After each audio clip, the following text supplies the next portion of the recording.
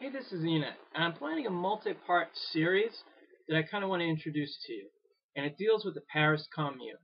And for those of you who don't know, the Paris Commune is really the great precursor of the great revolutions of the 20th century. It happened in France, in Paris specifically, in 1871. There was a 2-month rule of the workers of Paris. And the Paris Commune is something pretty much everyone on the left, socialist, social democrat, anarchist, communist, Stalinist, Trotskyist, Maoist, they all look back to. Whether sincere or not is irrelevant for this. It's something we can all look back to with pride and admiration. And there's a book coming out from Haymarket Press called Revolution and Democracy by Donny Gluckenstein. It deals with the Paris Commune, and I really want to read it. My copy is actually shipping soon from Amazon, so I'm looking forward to it, and I want to review it. But before I review it, I feel like we should talk about the Paris Commune. What was the Paris Commune?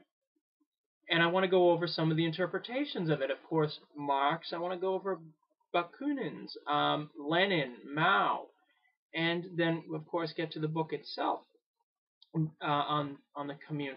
But the Commune, Paris, before 1871, had spent roughly 20 years ruled by Emperor Napoleon III. During this time, capital was expanding.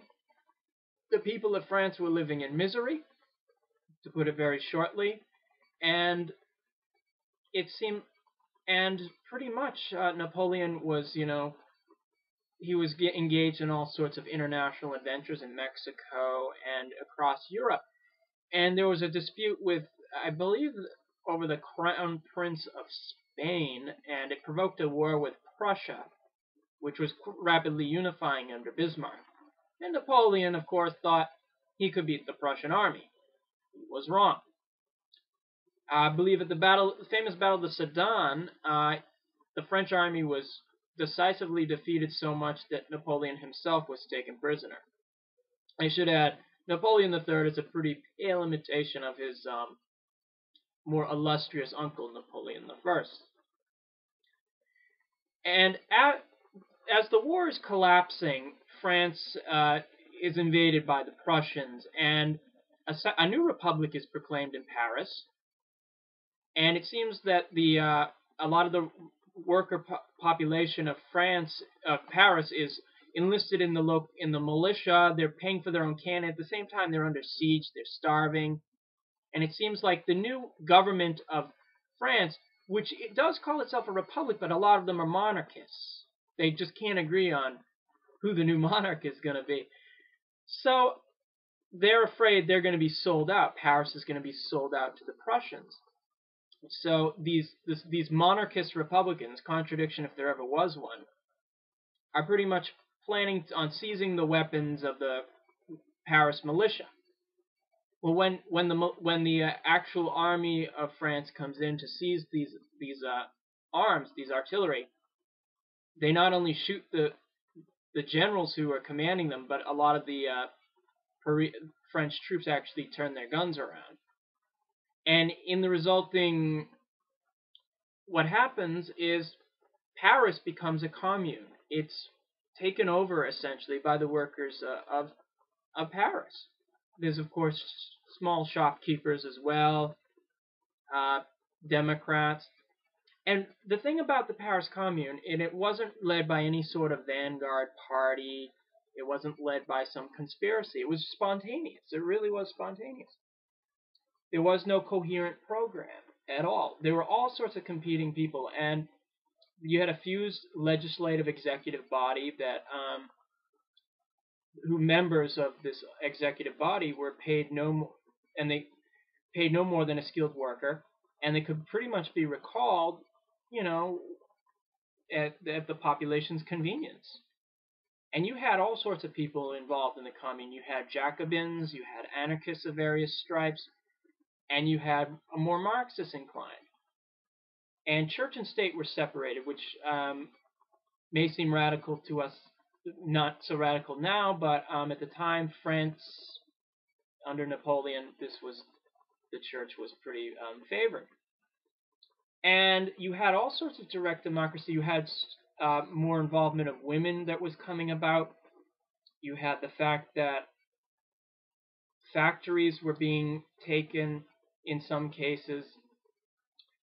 You had, but you, and even though the commune was pretty much from day one of its establishment in March of 1871 under siege by Paris, or the French government proper, which was stationed in Versailles, you didn't see large-scale repression. You didn't see a reign of terror or anything like that. The commune was very moderate, and it really wasn't like clamping down. And the commune, of course, was taking these radical measures. It was really proclaiming itself a universal republic. It wanted to establish its system through all of France, but there were attempts at communes established in other cities, but they fizzled out very quickly. The commune in France, Paris, lasted about 70 days. And, of course, Marx, Bakunin, and the radical left at the time was enthusiastic over this. Whatever private misgivings they had about it, and we'll go over their actual analysis later. But the commune, of course, because it's disorganized and it's hard to have a coherent leadership, the Versailles troops are able to come in, and they really, and the commune doesn't see certain aspects of private property. For instance, I believe the National Bank of France was in Paris with all this money, and the commune just didn't take it outright.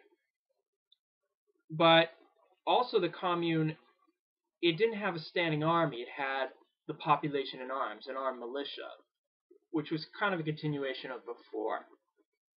A lot of the bureaucracy that we had seen that had grown up under Napoleon III, this oppressive, parasitic executive branch, it really wasn't seen in the commune.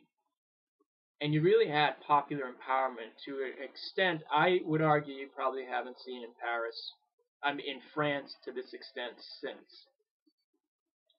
Outside of the major revolutionary upheavals, of course. But the commune was crushed in late May of 1871 in a horrific massacre that cost the lives of upwards of 30,000 communards, which I should add, in 2 weeks of massacres, exceeded the so-called massacres of the Jacobin Reign of Terror. And the commune is, of course, commemorated by all us leftists today. And again, as a precursor of some of the great 20th century revolutionary events. And we'll be going into the various interpretations of this event, this great revolutionary upheaval. So Marx, Bakunin, Lenin, Mao, and eventually a book review of Revolution and Democracy. And I'd like you, the viewers of this channel, there's a link below to information on the commune. Like, what do you see as the relevance of this great experiment? Do you think it can be replicated today? What can we supersede? Why did the commune fail? Did Marx get it right? Did Marx get it wrong? Did Lenin get it right? Did Lenin get it wrong? Or Bakunin, or whomever? I really want your feedback on this, because the commune, again, was a revolution in democracy. It was the popular mass themselves taking their destiny into their hands. And as much as you probably enjoy listening to me, I do want to hear from you as well. What do you think a commune today should look like? Does this commune in Paris provide us answers? So this is the introductory video. In the coming days and weeks, you'll see more. So this is Ina. Until next time.